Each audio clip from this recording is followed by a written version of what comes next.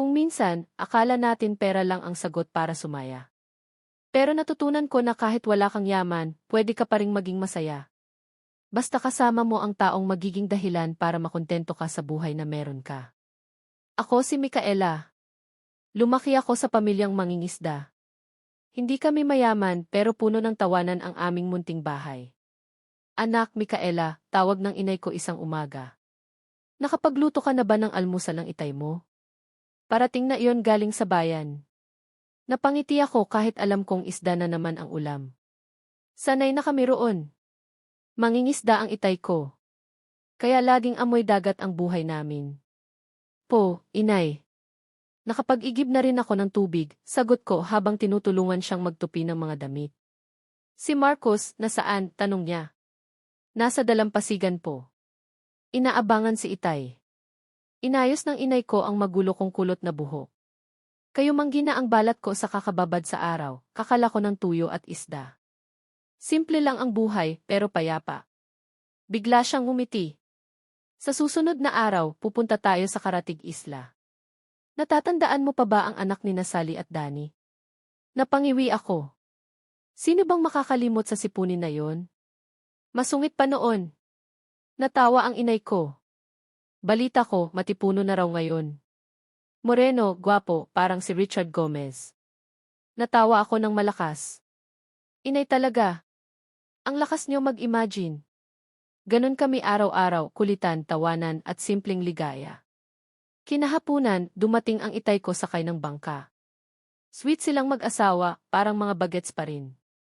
May pasalubong si Marcos, may sapatos ako, at may regalo rin si inay. Habang pinagmamasdan ko sila, isang hiling ang tumimo sa isip ko. Kung mag-aasawa man ako balang araw, sana kasing bait ng itay ko. Kinabukasan, maaga kaming bumiyahe patungong Isla Maratuan. May kaarawan ang kababata kong matagal ko nang hindi nakikita. Si Calix. Hindi ko alam kung bakit may kaba akong nararamdaman. Hindi ko nga alam kung ano na ang itsura niya ngayon. Suot ko ang simpleng puting bestida, flat na sandalyas, at ang kwintas na regalo. Nang itay ko. Ang ganda mo, ate, sabi ni Marcos. Bolero, tawa ko. Habang nasa bangka, tinutokso nila ako. Ate, nanaginip ka na naman ng gising, kantyaw ni Marcos. Excited lang, sagot ng inay ko, sabay kindat. Pagdating namin sa isla, sinalubong kami ni Mang Danny at Aling Sally. Mainit ang yakap, mainit ang pagkain. Sinigang na bangus at ginataang alimango. Pero ang mas nagulat ako. Ang laki ng bahay nila. Parang mansion. Mabuti at mabait ang amo nila, sabi ng inay ko. Sa kanila ipinagkatiwala ang resort. Habang nagkukwentuhan ang mga matatanda, isang pangalan ang biglang binanggit ng itay ko. Si Calix wala ba? Nasa laot pa, sagot ni Mang Danny. Baka gabihin. Hindi ko alam kung bakit may konting lungkot akong naramdaman. Nagpaalam ako at nagtungo sa tabing dagat. Tahimik. Maganda. May mga ilaw sa paligid ng resort.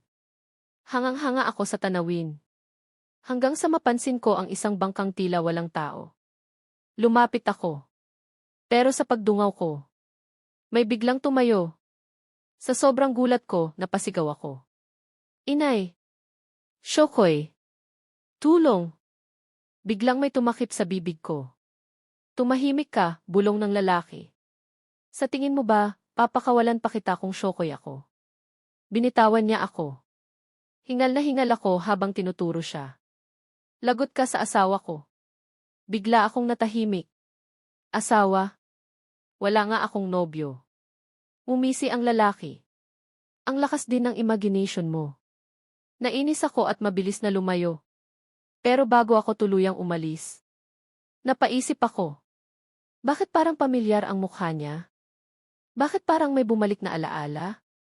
Hindi. Hindi pwedeng siya si Calix. O pwede. Itutuloy.